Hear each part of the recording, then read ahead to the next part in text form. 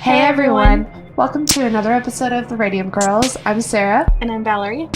And in one of our episodes, we showed y'all, in addition to our little knick-knack collection we have behind us, Valerie found this and thought it would make a little perfect addition to our collection right here. And guess what? I don't know how to transition to you. We can show you the magic finally. Oh yeah, we've got the magic stick. The magic. Watch. Just watch. Turn on the video and watch. Oh yeah. Radium. It glows. Magic. So, oh my gosh, look at the bottom of it, like the base of it. That's pretty cool. So y'all can stare at that in the background. Mm-hmm. Oh yeah, and Val's wearing the cutest shirt today. I got a Radium shirt. Yes. Thanks to Cedric. You're awesome. Yes. Sarah was like, I want one. Yeah. So if anybody wants to contribute to the Radium Girls, I would love a shirt like this, size large. I like them bigger. This one's large. Is it large? Yeah. Size extra large for me. I'm taller than you. I have a bigger torso. Girls long. No, I'll take an extra large. I'd feel like I was suffocating in that. Really? It does not look large. I don't think when I held up a large, to me it was like crazy. a medium or something.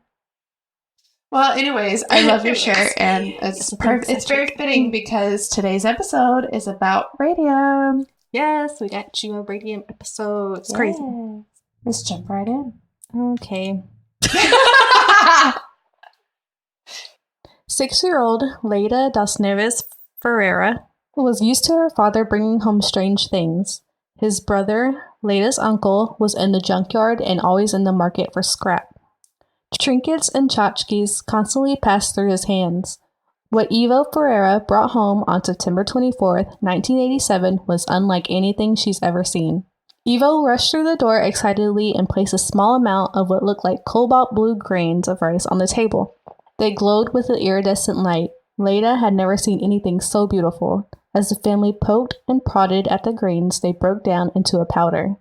Leda spread some of the powder on her skin and showed it off. She felt like the prettiest girl in Brazil. It was lunchtime and the family ate while they continued to marvel at the strange substance Ivo brought home. Leda traced her finger through the glowing powder to draw shapes on the table. She loved the way it looked. Leda nibbled her sandwich with a smile. Her family was poor, but they were happy. She knew her daddy would always take care of her. Aww. Acute radiation syndrome is a horrible way to die.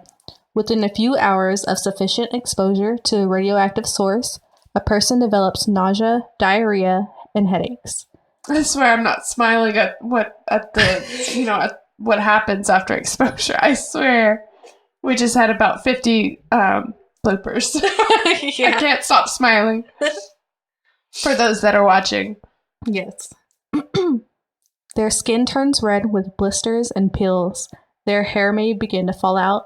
Depending on the dose received, in a few hours or days, the sickness enters a latency phase. The symptoms fade and the person may believe they are getting better. After enough time has passed and without warning, the symptoms come flooding back. More painful and more severe this time. The bone marrow has collapsed and the body is no longer producing antibodies to fight the pathogens. The skin decays and sloughs off and is unable to regenerate. That's like, just thinking about the skin, just... Ugh. Nasty. Eating and drinking is impossible. When death finally comes, it can be by organ failure or an infection. That's terrible. Yeah. You're right. That is a very horrible way to die. Mm-hmm. Sounds very slow. 3 factors, intensity of radiation, length of exposure, and proximity to the source, can be plugged into a mathematical formula to determine one's total absorbed dose in a unit of measurement called the gray. Even 1 gray is substantial enough to cause serious sickness. Although generally, one person could stand up to 3 grays and survive if given the appropriate medical treatment. Above 4 grays, it's touch and go. It's highly unlikely a person will survive a dose of 6 grays or more. Taking proper precautions against radioactivity isn't hard. One must take care to limit the duration of exposure as radiation builds up over time. A quick exposure, as in an X-ray, won't do much damage. It's also important to keep as far from the source as possible. Absorption drops majorly with distance. You are twice as safe from 2 feet as you are from 1 foot, and so on. Get as far away and as fast as you can, or put anything between you and the source. Goiânia is a large city in Brazil's Central West District and the capital of the Goiás state. Yeah. It's located not too far away from the country capital, Brasília. Brazil's poor population tends to be less educated and literate in its entire classes.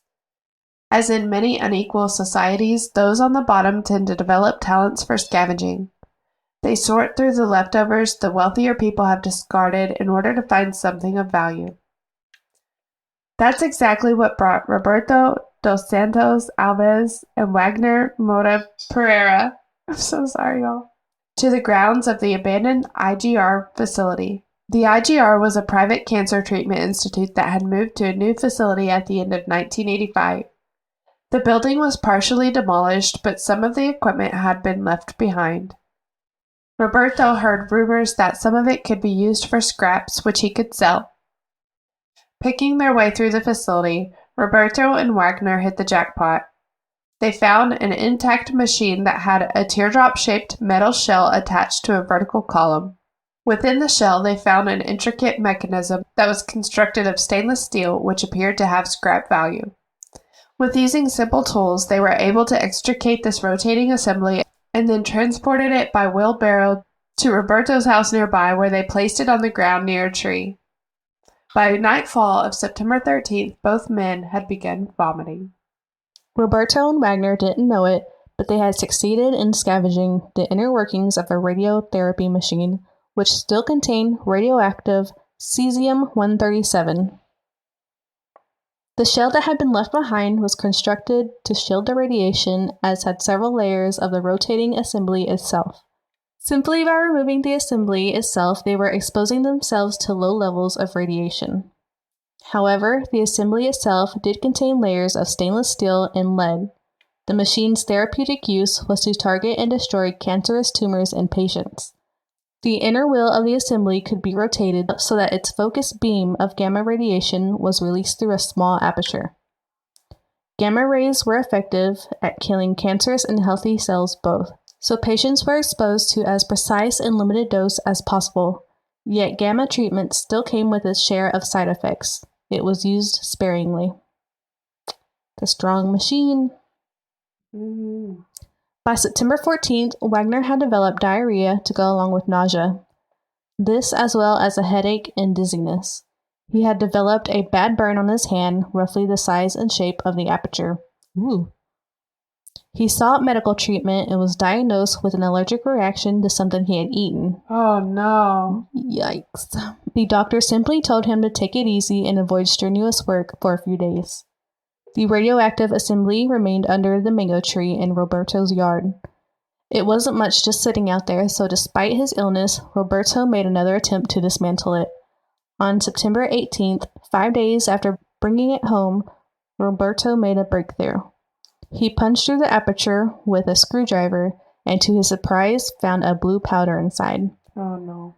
Roberto had no idea what he was looking at, but he knew it had to be valuable.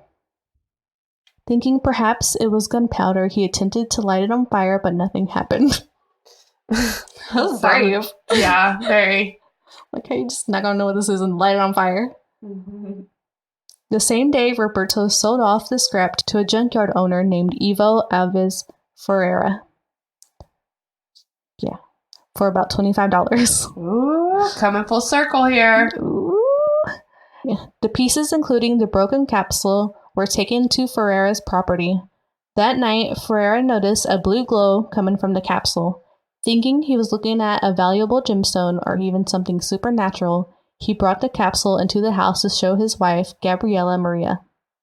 Oh no. Some X-Files. Over the next few days, Ferreira invited more friends and family to witness the strange substance. Several rubbed it on their skin. By September 23rd, now 10 days since Roberto and Wagner had removed the rotating assembly from the grounds of the IGR, both Ferreiras were now sick, suffering from vomiting, diarrhea, and headaches. Gabriela Maria sought treatment at St. Lucas Hospital. Her diagnosis was the same as Wagner's, an allergic reaction to food. The doctor sent her home, back to the vicinity of the radioactive source. At the same time, Wagner returned to the hospital, his condition having worsened in the weeks since he first sought treatment. Wagner, by the time, displayed the symptoms of cutaneous radiation syndrome, essentially a radiation burn. Local doctors looked at his red peeling skin and referred him to the Tropical Diseases Hospital. Still no one suspected a radiological cause and no other precautions were taken. The source had been sitting in Ferreira's garage for 6 days when his brother Ivo came to visit on September 24th. At this point, many people had become sick, including 2 of De Vere's employees who had spent a significant amount of time in close contact in attempting to dismantle the assembly. Still, no one had made the connection in the appearance of the mysterious powder and the sudden outbreak of illness. I don't know how. I know, right? Ivo gathered up some of the cesium salt and brought it home to show his family. They too were enthralled by its appearance and had all handled the material, including the little 6-year-old Leda. Even worse, the family ate while handling the source and swallowed some of it, meaning they were exposed internally as well as externally to the powerful radiation. 3 more days passed and more people fell ill. Finally, on September 28th, Gabriela Maria Ferreira realized that everyone that had come in contact with the blue substance had gotten sick. She recruited one of De Vere's employees to retrieve the equipment from the other junkyard. They loaded the entire assembly and its radioactive payload into a plastic bag, and then they boarded a city bus. Oh my god. Oh my gosh, I can't. Gabriela and their employee rode to the city's public health department. The ride of roughly 1 mile took no more than 15 minutes. Everyone on the bus was exposed, but miraculously, the plastic bag shielded the worst of it, and none of the other passengers got sick. It's crazy. I guess that was smart. Leave it to a mom to figure it out. I'm just saying. Right? It took or a woman, excuse me. Yeah. Leave it to a woman to figure it out. Exactly. When they arrived at the health department, Gabriella dropped the bag off with the doctor. Gabriella announced, "This is killing my family." Dr. PM sent them to a nearby health center where their superficial symptoms were expected to be the product of pathogens, where they too were referred to the Tropical Diseases Hospital. Dr. PM was wary of the parcel that had been deposited on his desk, and after some time he moved it outdoors, placing it on a chair in the courtyard against a concrete wall where it would remain for another day. Just spewing radiation. I know, right? By this point, 11 people had been hospitalized with identical symptoms, and at long last, the doctors began to suspect radiation. Yes, doctors. Mm-hmm. Dr. Alonso Montero of the Tropical Diseases Hospital knew of a physicist that happened to be in the area by the name of Walter Mendez Ferreira and got in touch.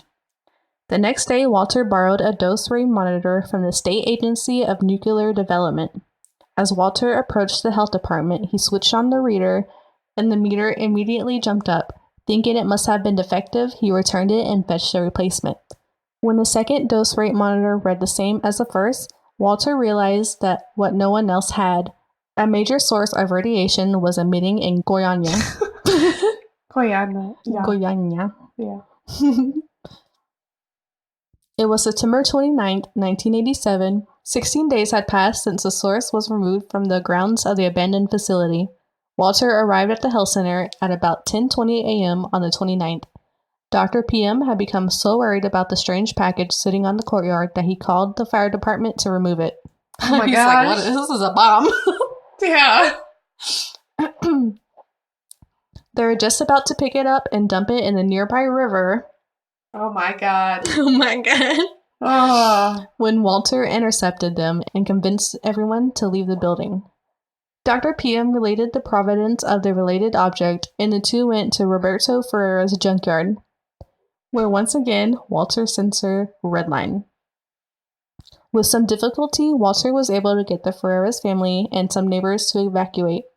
Next, he visited the offices of the Secretary of Health for Goiás State and persuaded skeptical officials to put him in touch with the Secretary himself, who then contacted Brazil's National Nuclear Energy Commission. So they were about to dump it in the river. I can't. That's crazy. Ooh, that was a close one. I wonder what would have happened. Like, I don't even know. Like, I mean, if that's their water source, number one, everybody would be getting sick after that. So that'd be terrible. And then, like, everybody downstream, leading to, I assume that river is going to go to the ocean. That's crazy. That is crazy. Like, wow.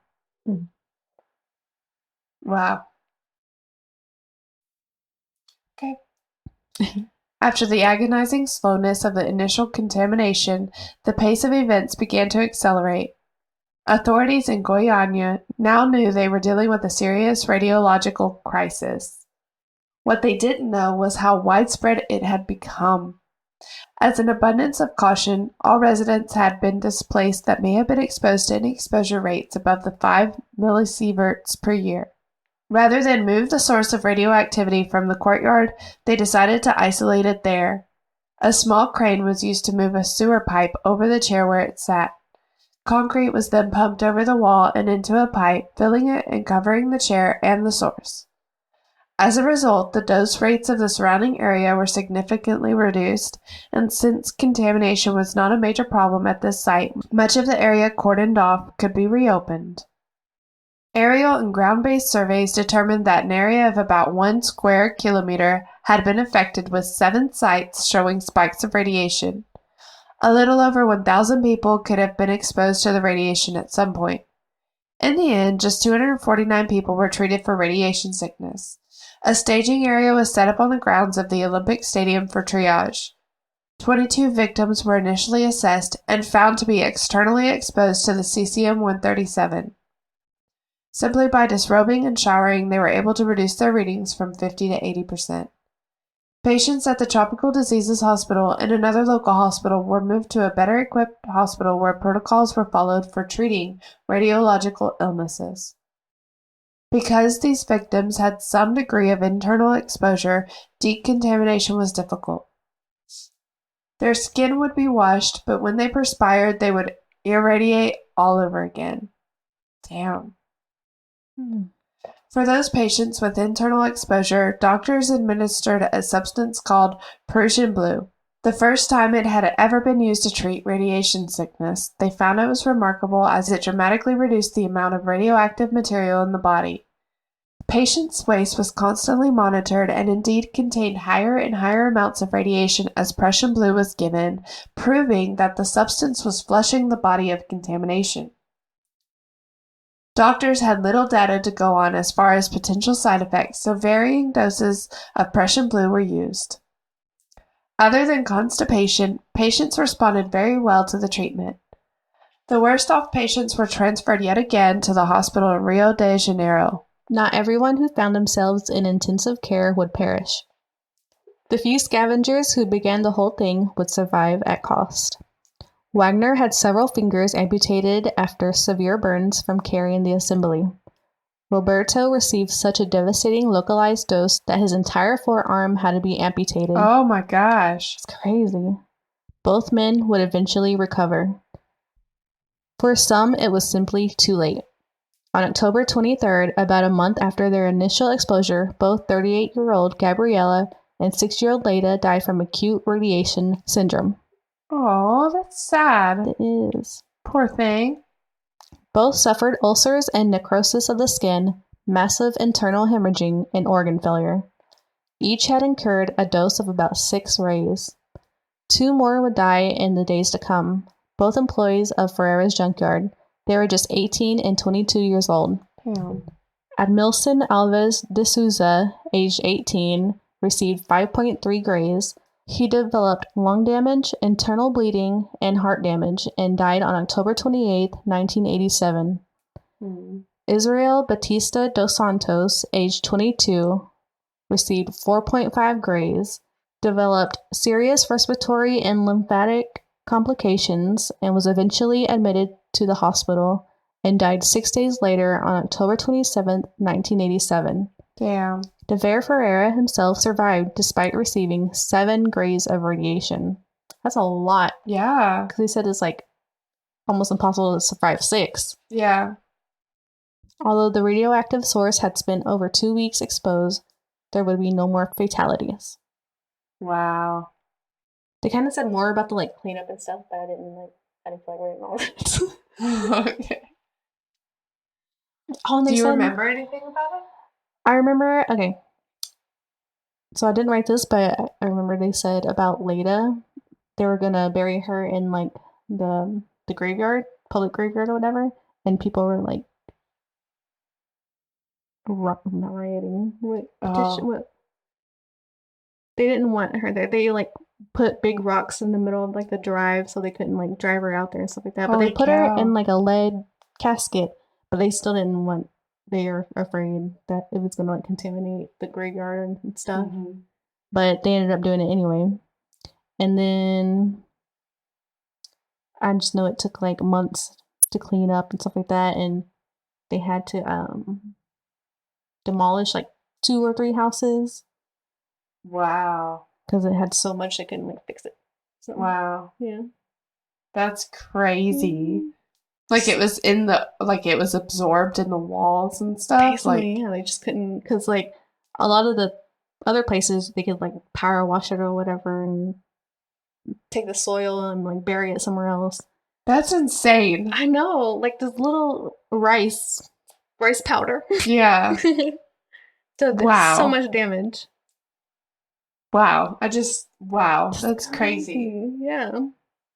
Yeah. But it's kind of scary too, because like they can make weapons out of this kind of stuff. Yeah, they could. I mean, I'm sure they do. I'm sure there are tons of weapons like that. Yeah. But it's terrifying. It is, because like you don't know what's there. Mm-mm. Damn. Yeah, because I'm sure there's plenty of families that are like, "Why am I sick?" And yeah, like imagine you going somewhere and then you don't know why you're sick. Someone could have something. Yeah. You don't know. Insane. Mm-hmm. I mean, I guess that's kind of how it is now, too. Like with anything? Yeah, with anything. Like, I mean, for all I know, you have COVID. True. That's you. Me, yeah. For real, that's a crazy story. Yeah, that is. Well, I hope you guys enjoyed our radio story. Our story. Our story about radios. No, our radium story, our radioactive story. We like those. I like those. Yeah, they're really interesting. They are. It's just wild. Mm-hmm. Yeah, and I hope y'all like our new addition, the little glowing cup. Cute. Yeah. Don't be surprised if it's not there, like in that spot in our next episode. For those that are watching, we may move around and see what it looks like. But I think I like it there. What do y'all think? Do you like it? Do you like the placement of it? Yeah, let us know what you think. Mm-hmm. That's a picture of the capsule thing they took. Yeah, that's crazy. We'll put the picture up of. But I guess this is where it was, like in the junkyard. Oh yeah, maybe you can take a picture of it. Yeah. I wonder what happened to that mango tree.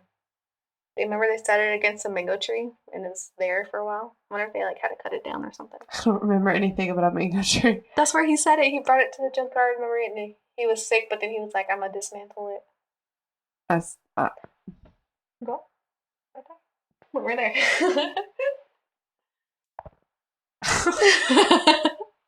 I didn't read that, so... That's crazy. I don't know. I wonder if it... Yeah. Maybe if it died or if the fruit became hopefully nobody picks that fruit. Mango? I'd be picking it. Yeah. Ooh. That's crazy. I don't know. Thank you everyone for listening. If you want, you can like us on Facebook, Instagram, YouTube. What else we got? You can listen to us anywhere, like any of the podcast apps. Listen to us on the podcast. You can watch the video on YouTube. We share it to Facebook. Let us know. Huh? Email us. Nobody emails. I know. Email us an idea. Yeah. You can send us a message through Facebook or through Instagram. If you have any topics that you'd like to hear for 2023, be sure to let us know. You could drop a comment on our YouTube down below. Facebook Messenger, Instagram message. But thank you guys for listening. And as always, stay curious. Yeah.